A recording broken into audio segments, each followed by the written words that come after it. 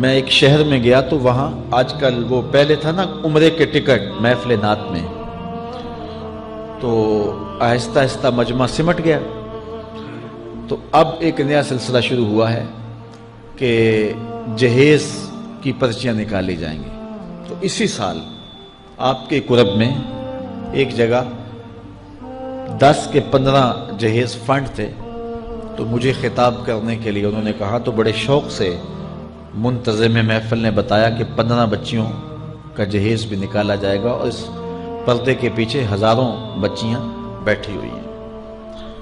تو میں نے اپنی گفتگو میں کہا کہ یہ ظلم نہ کرو، یہ زیادتی نہ کرو، تمہارے پاس 100 لوگوں کا کھانا ہے تو 500 لوگوں کو نہ بلاؤ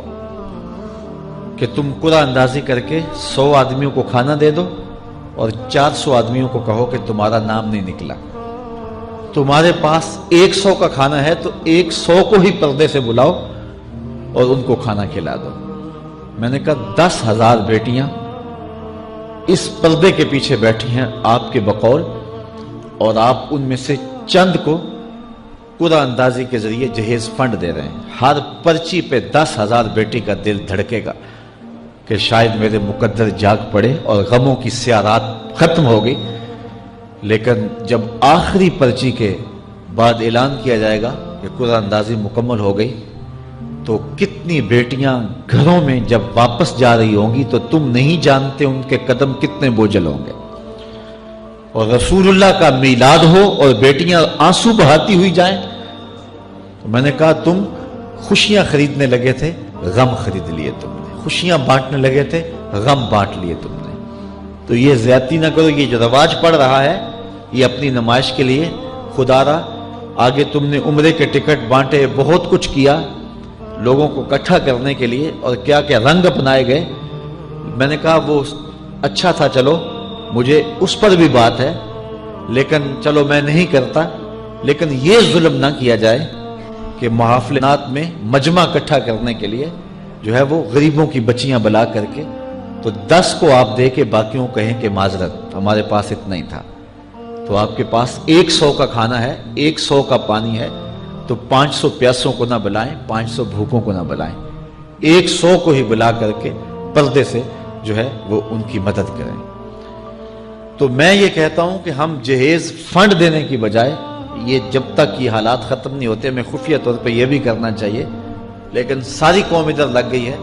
تو اس کی بجائے ہمارے علماء کو، ذمہ دار کو، یہ مختلف چینلز کے اوپر یہ جو ٹاکنگ ہوتی ہے اس پہ گفتگو ہونی چاہیے کہ اس رسم کو ختم کیا جائے اور معاشرے کی تربیت کی جائے کہ بیٹیوں کا رشتہ اس لیے قبول کیا جائے کہ وہ دیندار ہیں، وہ پردے دار ہیں، وہ سگڑ ہیں، وہ پڑھی لکھی ہیں اور ان کے اخلاق اچھے ہیں، یہ معیار بنایا جائے، دولت کو معیار نہ بنایا جائے۔ اس طرح معاشرے پس جائیں گے اور معاشرے کے پلے کچھ بھی نہیں بچے گا۔ اور آج اندازہ نہیں ہے ہم کو کہ جس کی بیٹیاں گھر کی دہلیز پہ جوان ہے اس کی زندگی کتنی کٹھن گزر رہی ہے۔ کوٹھے تے چڑھ ویخ فریدا تے گھر کر بلدی اگ، میں جاتا دل دکھی میرا پر دکھی سارا جگ۔ تو پورا معاشرہ اس وقت اس اذیت سے، اس کڑن سے گزر رہا ہے کہ بیٹیاں جوان ہیں اور رشتے نہیں مل رہے، اور پھر اگر رشتے مل رہے ہیں تو بیٹے والوں کے نخرے ہی بڑے عجیب ہیں، اور پھر جس طرح وہ بیٹیوں کو، غریبوں کی بیٹیوں کو لونڈیاں بنا کے اپنے گھروں میں رکھتے ہیں، تو یہ ایک الگ درد کی اور دکھ کی کہانی ہے۔ میرے پاس لوگ آتے ہیں، دعا کیجئے، کاروبار نہیں ہے، معاشی بحران ہے، مالی پریشانیاں ہیں، بچے کے امتحان سر پہ ہیں، بہت سارے مسائل لے کر لوگ آتے ہیں، لیکن کوئی نہیں، لوگ حوصلے سے مصائب کا مقابلہ کرتے ہیں، کاٹتے ہیں۔ لیکن کچھ لوگ آتے ہیں دعا کے لیے تو بات کرتے ہی آنکھیں چھلکنے لگتی ہیں اور میرا دل بھی قابو میں نہیں رہتا۔